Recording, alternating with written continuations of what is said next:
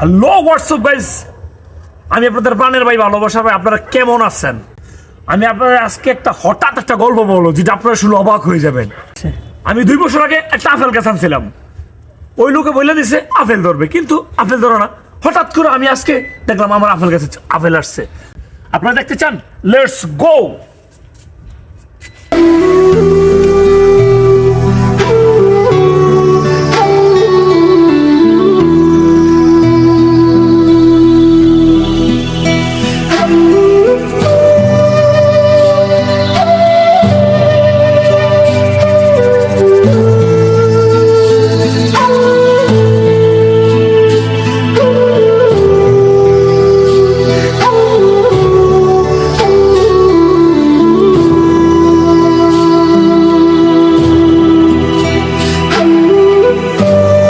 আমার সঙ্গে থাকুন।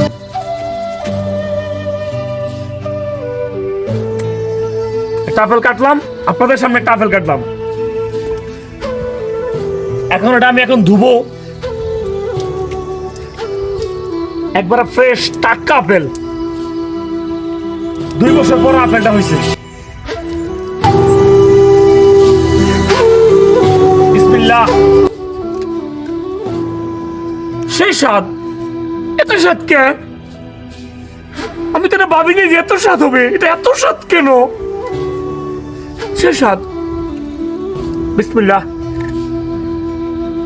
সেই স্বাদ। যারা যারা আপেল খেতে চান, কমেন্ট বক্স খালি আছে, অবশ্যই কমেন্ট করে যান।